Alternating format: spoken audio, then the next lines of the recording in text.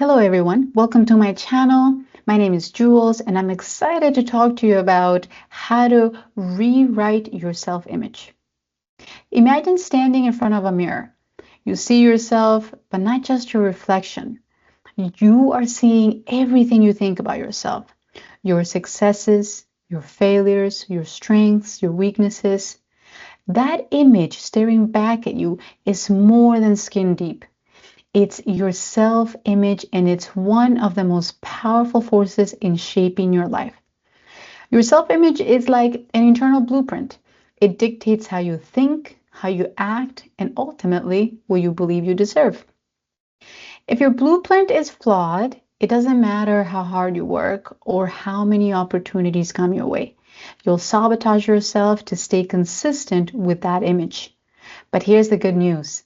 That blueprint isn't permanent. You have the power to redraw it, to create a self-image that aligns with the life that you want to live. So let me tell you a story. Jen grew up in an environment that constantly made her question her worth. Whether it was harsh words from others or the absence of encouragement, she internalized the belief that she did not matter. As she grew older, this belief shaped her, and she became a chameleon, constantly adapting to fit in with the people around her. If her friends liked a certain type of music and she didn't, she pretended to like it too. If they shared opinions she didn't agree with, she stayed silent or pretended to agree with them. Jen had no compass, no strong sense of self. She lived to gain approval, yet despite all of her efforts, she often felt alone. Jen's story reveals a deeper truth. Your self-image acts as a cybernetic system. Just like a thermostat regulates temperature, your self-image regulates your behavior, your thoughts and actions to match the picture you hold of yourself. If your self-image is set too low, even moments of success will feel temporary, and you'll unconsciously sabotage yourself to return to that level you believe you're worthy of. This is why someone can lose weight only to gain it back, or make money only to overspend. It's not just about external results, it's about internal alignment. Your subconscious mind cannot distinguish between real experiences and vividly imagined ones. This is why visualization works so well. When Jen repeatedly visualized herself as confident and valued, she began to rewire her subconscious. Neuroscience explains this through neuroplasticity, the brain's ability to form new pathways and connections. Each time Jen imagined herself walking into a room with confidence, she activated specific neural circuits. And over time, these circuits became stronger and the old patterns of insecurity weakened. She wasn't just thinking differently, she was physically changing her brain. But there is another layer to this. Jen's transformation didn't stop at visualization. She paired her new self with action, creating evidence for her mind to believe in the change. Action is the bridge between your internal world and the external reality. When you take even small steps, like speaking up in a meeting or setting boundaries in a relationship, you send powerful signals to your subconscious.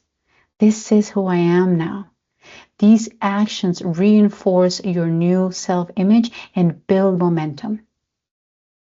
So, your self-image is also shaped by the questions you ask yourself. Most people ask disempowering questions like, why am I always failing? Or why can't I be like them? These questions direct your mind to find answers that reinforce a negative self-image. Instead, you need to be asking questions that open doors, like, what would the best version of me do in this situation? Or how can I grow from this experience? Your brain is a problem-solving machine, and the quality of your questions determines the quality of your answers. So, one thing that often gets overlooked in the aspects of self-image is the role of self-respect.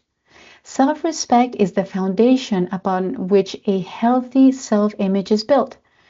You can't see yourself as worthy if you're constantly breaking promises to yourself or not living up to your own standards.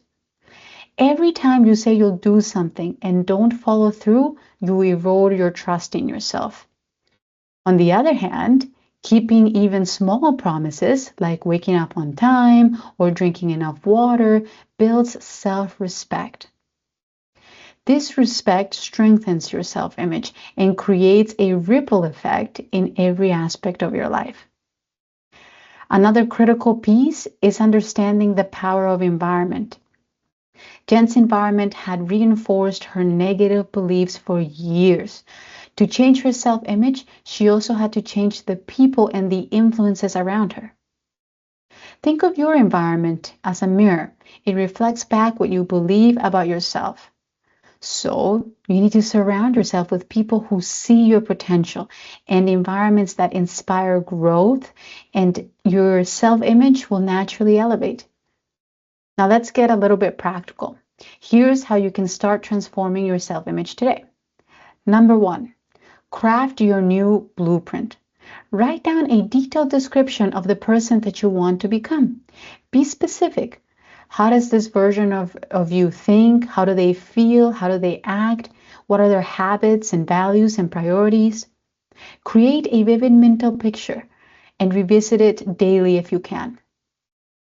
And then engage in mental rehearsal.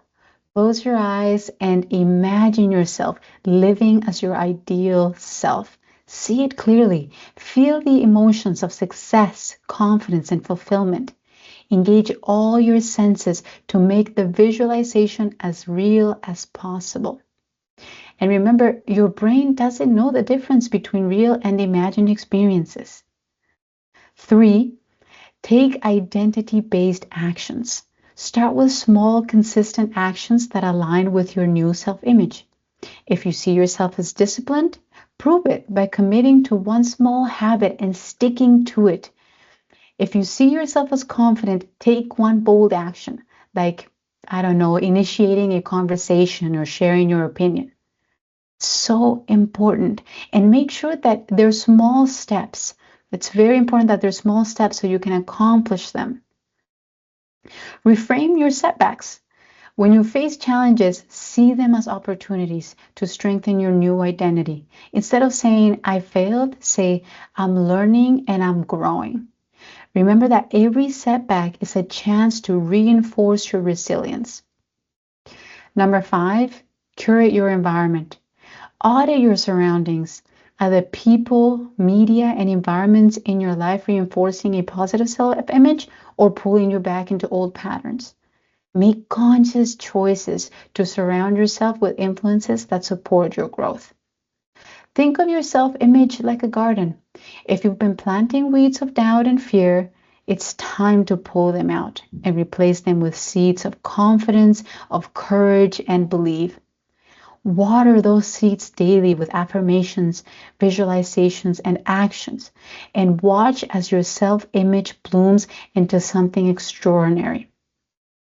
Remember that the way you see yourself sets the boundaries for what you can achieve.